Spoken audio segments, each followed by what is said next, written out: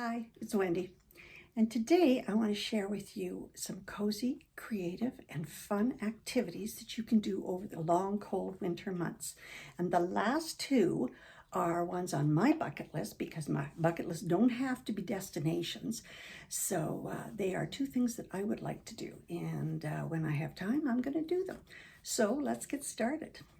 The first one I wanted to talk about is starting new hobbies. Okay, so two thoughts on that is knitting and sewing.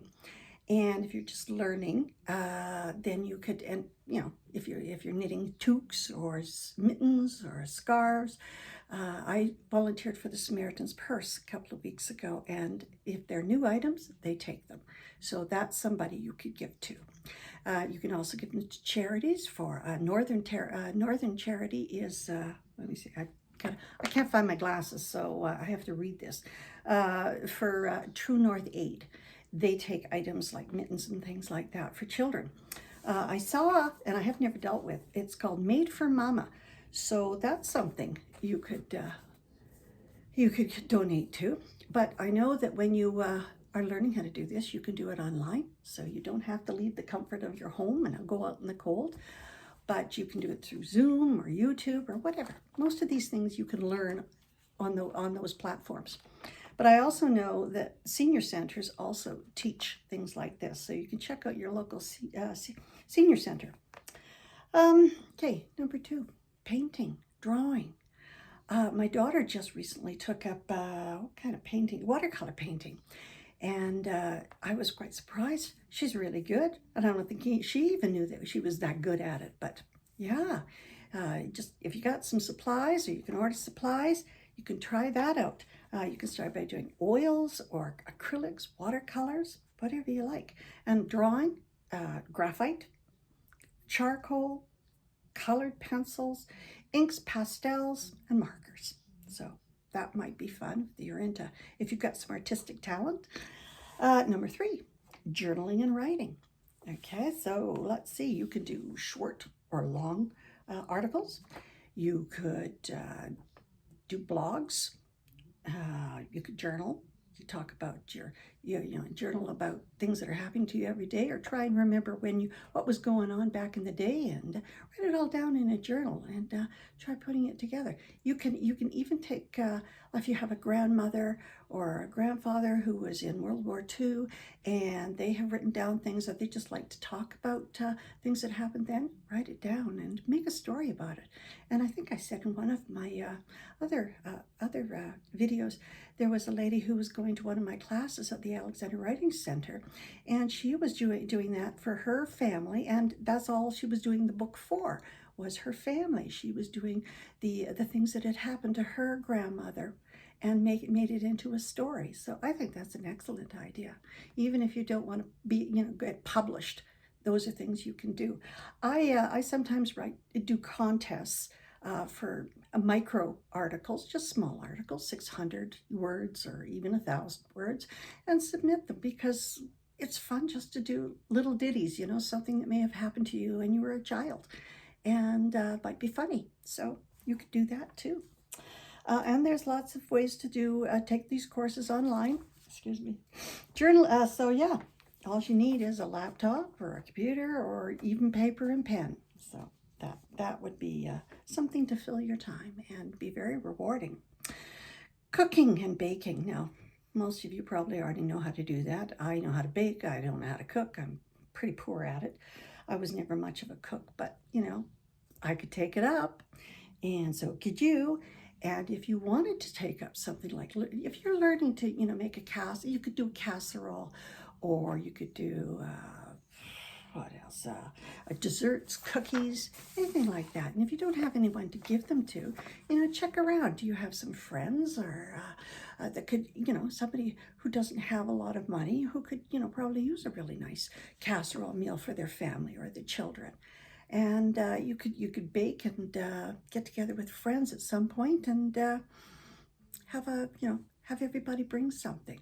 And yeah, so there's always somebody who could use a nice meal. And I know you used to be able to do it all the time, but now regulations are such that you have to have a certified kitchen or something like that. But if it's just somebody in building if you're renting, or if you live in a condominium complex, and just if you know somebody who could use some things, then you try that. Try your meals out on them, or your baking. They'd appreciate it. Yeah. Okay, one I really like is decluttering and organizing. And you need to, if you really want to start the new year off well, what you could do is start packing up some of the things that have been hanging on your walls or decorated in your house for a long time. And you can either store them, or you can give them away, or you can sell them, or you can take them to the dump, depending on what you've got hanging around the house, and go out. And I would even suggest going to Goodwill or someplace like that and pick up some pictures or some photos. And you can even pick up frames. Take it, measure something that maybe you have and you'd like to hang on your wall. And if you've got the measurements, you could go to the Goodwill and take a look through all, and they have lots of pictures that have nice frames on them. I don't think people realize how expensive frames are. So yeah, if you've got the measurements and you have a pretty good idea of the color, take a picture. You can go and pick up a picture there, throw away the picture, and keep the frame, and redo your house. Get all those dusty vases that you have in your house and in some cupboard. Bring them out and put some silk plants in them, or something like this. That I did that. I have no talent for such a thing, but it took me 5 minutes to put that together, and I just went out and bought some of the supplies and put it in a vase that I had had for years and years, and I think it looks nice. So that's something you could do, is to declutter. Maybe even have some fresh flowers. That's a really good idea. Something with some fragrance. So that would be nice to start the new year with all sorts of new, a whole different design to your house. Spa day, a spa day at home. Okay, I love doing that when I'm all alone for a day, which is not often, but when it is, I get to have a day to myself. So I could even take a bath, and I could have candles, or I could do my nails, or I could wrap up my head with lots of conditioner in it and put it in a plastic bag because there's nobody around, and deep condition my hair, and just enjoy my day. It's, that is so much fun. I love doing that. Doing a hot oil treatment on your hair, and leave it lying on your head for half an hour, and take it off, and it just it just feels so good on your hair.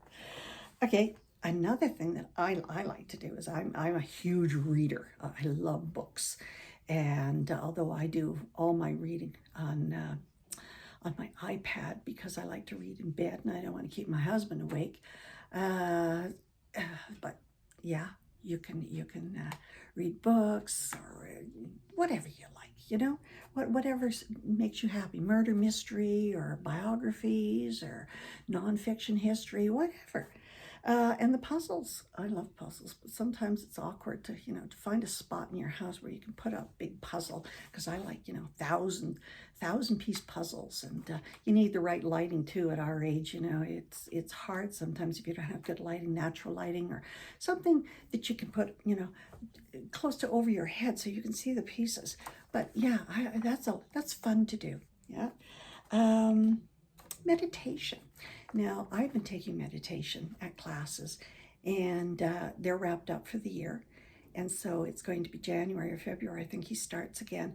But he gave me, when we left, he gave us some YouTube meditation with a lady, and she lays it all out for you. She tells you what to do. It's 20 minutes, and it's just lovely. It really relaxes you. It's not that easy to get, to try and think about nothing or except your breathing, but it's very relaxing, and it's for you for 20 minutes. Nobody's allowed to bug you.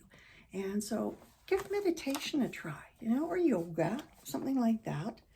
And the last two are things that I'm going to do. I keep telling myself every year, and I'm slowly gathering together the stuff that I want to put in it.